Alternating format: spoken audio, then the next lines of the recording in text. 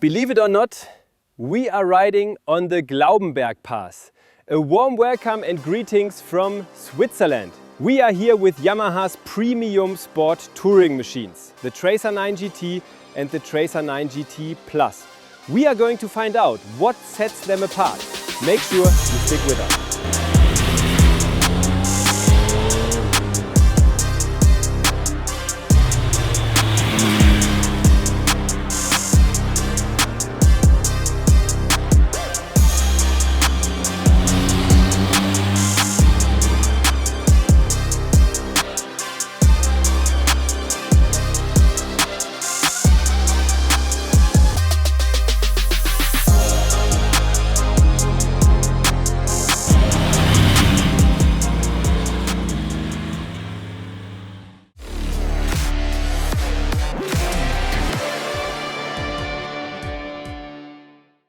If you are into sport touring on a motorbike, sooner or later you will come across the Tracer 9 GT or the GT Plus. Before we highlight the general differences between the two bikes, let me just say this. At the end of the video, we will have someone in front of the camera who really knows these bikes. He has already ridden over 6,000 kilometers on them, so definitely stay tuned. Pokey, let us turn to you. You are a bit of an expert on the differences as well. So, what are the fundamental differences between the Tracer 9 GT and the Tracer 9 GT Plus? We have to say that what we have here are basically two extremely well-equipped sport tourers in the mid-range class. Of course, there is also the standard Tracer 9, so in reality there are three bikes in this middle segment, which makes it feel almost like an upper class already. Let us start with the GT.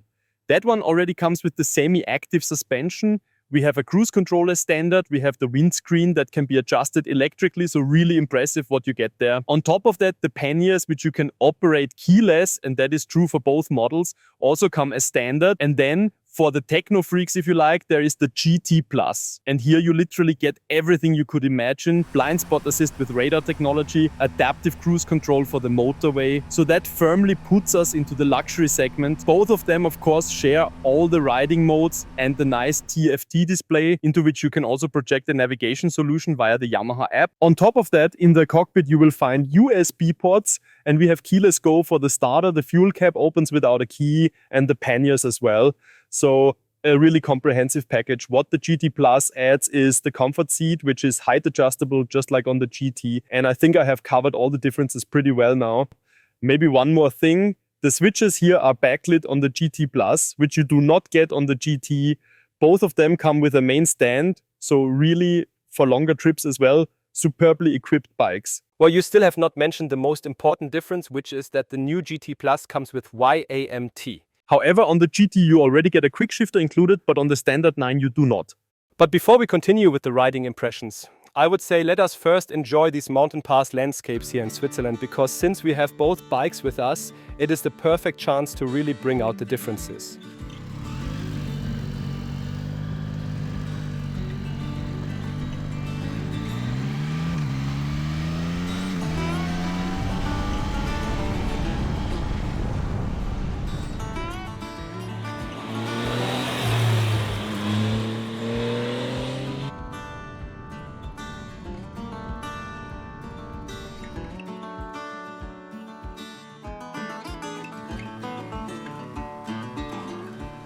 Yes, we have now come down all the way to the shore of Lake Lucerne. We have had some truly beautiful sections, from those dreamy mountain roads down here to riding along the lake. It has been phenomenal. And one thing stood out to me, especially up in the tighter bends, a difference between the two models that I forgot to mention earlier. The GT Plus, the one I am riding now, comes with combined braking. So when I grab the front lever, it automatically applies the rear as well. It is something you need to get used to a bit, but of course, for braking performance, it is really good. Speaking of performance, Frankie, the CP3 is still an absolute dream, is it not? Indeed it is. I have to say I was surprised when I took those first few bends on the Glaubenberg. I was in second gear, and in the 80 zone I could not even rev the engine all the way out, even in second. I was sitting at 7,000 revs. That is where it really starts screaming, and you still have until 10 or 11,000. So in terms of engine power, you are really well served here, and no matter how steep the pass road gets, you will always have plenty of punch under the tank. Yes, and what struck me in that context was on the way up to the Glaubenberg Pass, I reset the trip and the consumption, and you are riding this thing at just a bit over 4 liters. That is honestly incredible, considering what kind of motorbike you are moving. By the way, we measured 233 kilos, fully fueled on the GT Plus, and the engine still has so much power left at the top end that here in Switzerland you feel a bit limited. Speaking of limited, both bikes come with a limiter, and I always thought, who needs that? It is completely unnecessary until I came to Switzerland. It is really cool. You set it to 90 kilometers per hour, and then out of the corner it just keeps the throttle open and you feel it gently rolling off until it settles right at that speed of about 90 kilometers per hour. Yes, and that is really a handy feature here, so you keep your license and can carry on riding. And I think that is also the perfect transition into why these sport touring machines are so cool, because on the passes you can really push them, but then when you are riding those in-between stretches, they are also designed to cover long distances. And I think that is where we have a slight difference as well, because I mostly rode the YMT version and you mostly had the manual one, and I really enjoyed the GT Plus, and I feel like I have bonded more with it, because with that YMT it really brings out something special for long distance riding. Yes, you are right. Ergonomically, I think both of them are very well done. What is cool is that the seat is height adjustable. On the GT, I set it to the higher position. A small downside there, though, in the higher position you sit well, but when you lean back a bit, as I noticed earlier, the seat is not completely firm. I asked Marcel, who will also have his say later on, if it is the same on his bike. He said, unfortunately, yes, and he put in some spaces to sort it out. But aside from that, in terms of long distance capability, they are excellent. The electrically adjustable windscreen goes up and you are completely out of the wind. Switch on the cruise control on the motorway and just churn out the kilometers. It is really cool. And then if you do want to have some fun, the bike comes with Bridgestone T32 tires as standard, which I think suited really well and harmonized nicely with this machine. You can ride it in a spirited way, but it still feels so agile. You can flick it from one side to the other effortlessly. And I really enjoyed that in the bends.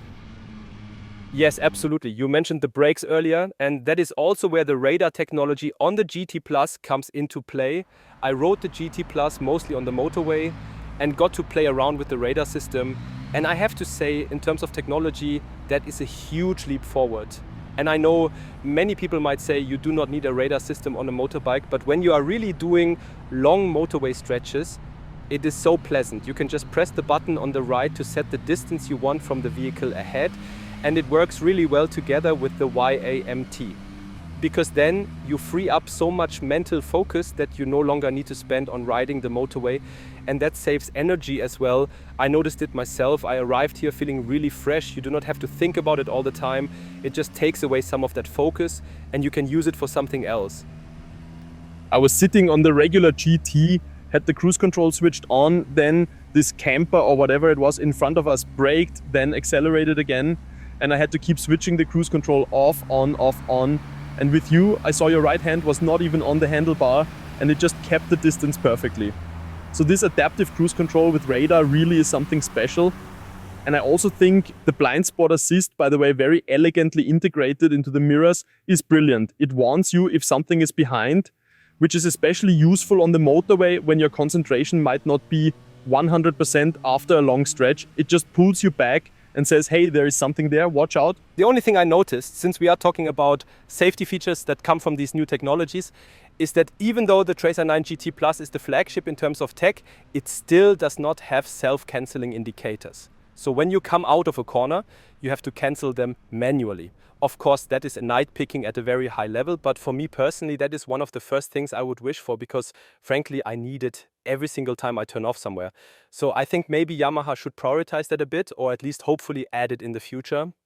All right, Frankie, we have both said what stood out to us, but I think now it is time to let the real expert have his say. Marcel, you picked up a Tracer 9 GT at the beginning of the year, at the start of the season.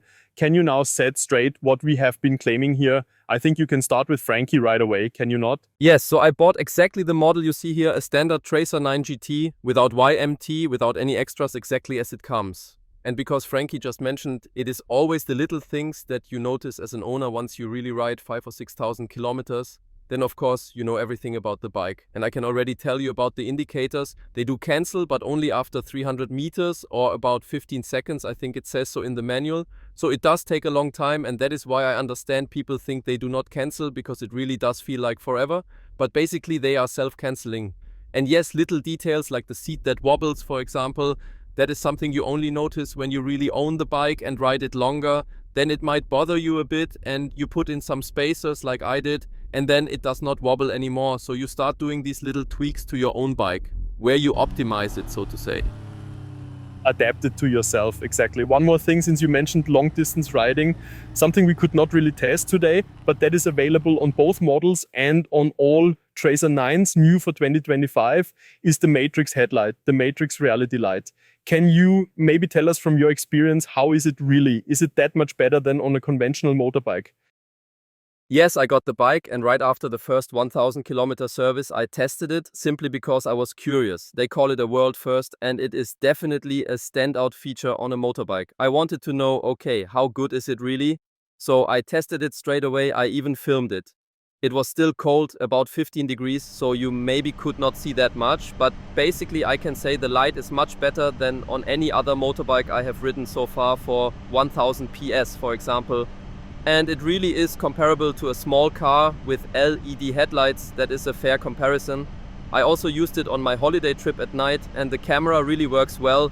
It is quite pleasant when you are riding 2 up on a road with no street lighting and an oncoming car appears. It immediately dips the beam, and 1 second after the car has passed, it goes back to high beam. So that works well. On the sides, yes, it does shine outwards, but you should not expect the same as in a car where you see absolutely everything at the sides. It is still a cone, but you do notice it is stronger than on other motorbikes. Since you already mentioned riding 2 up, 3,000 kilometers, how long was the trip? What is it like with a passenger? Because, well, there are longer bikes out there, but how did you find it? Brilliant. My girlfriend does not complain, and that is the most important thing. The seat is comfortable. There are more comfortable ones, of course. You really start to notice it after about an hour and a half in the saddle. It does begin to press through. That is probably where the GT Plus with the comfort seat is a bit better. But the pillion has loads of space at the back. We had a top case fitted as well, and honestly, there is plenty of room, and with the top case you do not have to worry about her falling off the back. That is important for my girlfriend, who does not ride pillion very often, but comfort-wise it is absolutely fine. Especially since on this year's model compared with last year's, they extended the rear by 15 millimeters, 1.5 centimeters, so that both rider and passenger have more space, and you can feel that. You can definitely tell there is enough room for both, so it is no problem at all. And how was your experience with the panniers, with the keyless system? Did that work well? Any issues at all? I think it is fantastic. You just press the button, go up with the key, and there is a switch at the back. Some people might say it is not necessary, but it is one of those life improvement features. It just makes life easier. It is a bit like keyless go. Some like it, some do not. But when you get back after a long day on tour, just pressing the button, unlocking, opening, and taking your things with you, instead of unlocking, taking the key out, locking again, it saves that little hassle. Those are the small pannier features where I think, yes, very cool. I also saw the panniers are even lit on the inside. That is really cool.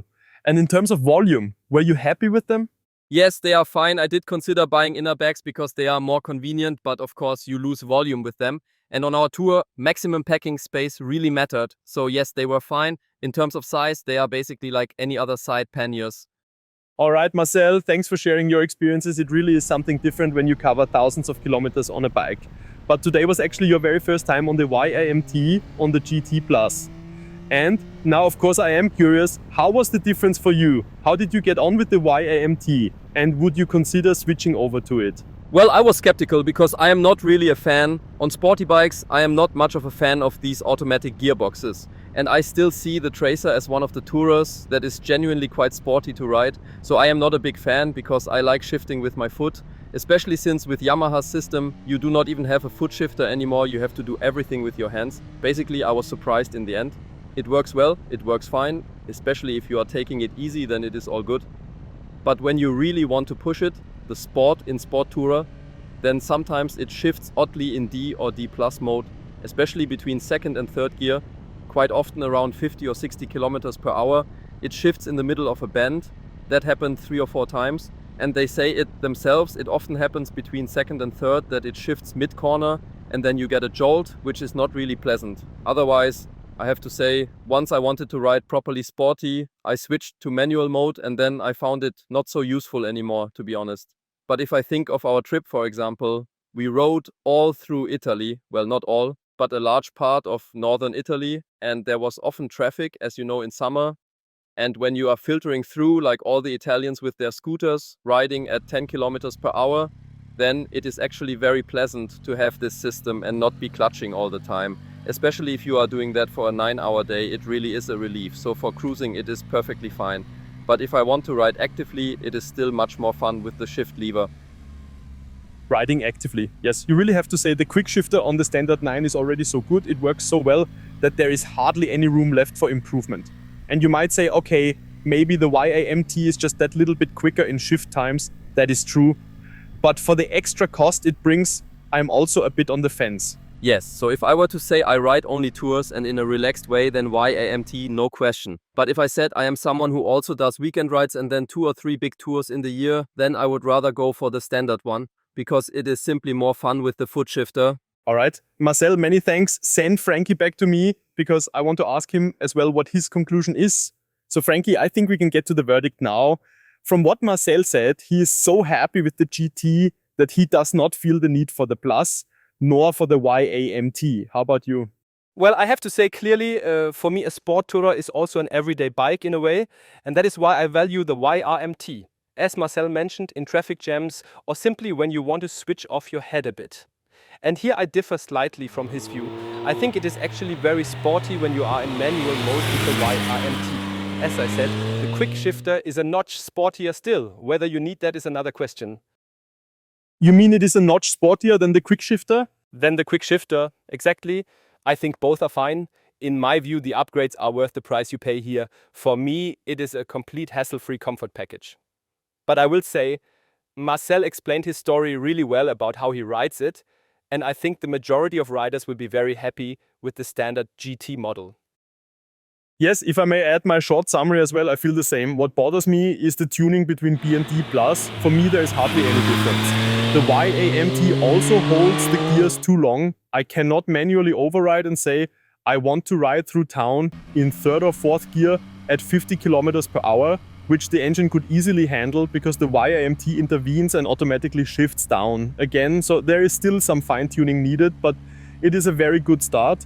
And what is also cool compared to other automatic gearboxes we know, for example, on a slope like we had here, I can park it, put it into 1st gear, and I do not need to worry about it rolling away. So it really has been well done. From my perspective, it is still optimizable and worth refining, but in this touring concept, it definitely makes a lot of sense. In the end, for me, it really comes down to this. The GT offers the better value for money. It is enough for me. It gives me all the features I want. The Plus has some nice gimmicks. And of course, the safety aspect with the blind spot warning is cool. But for me, it would be the GT.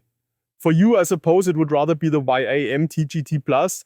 But then again, you are a wealthy Swiss with a fine touch, so that can be forgiven. Thanks, Frankie. Do you have any final words for us? I would say, as a conclusion, with the new Tracer models, you can see that Yamaha is really daring to take the step into the future. Not everyone will like that, but I think it is important that in motorcycle development they take such bold steps. So I would say both models are genuinely top. I'm happy with them. All right, then write in the comments below which one would be your favorite or what else you want to say about this topic. Frankie and I will do our best to answer your questions there.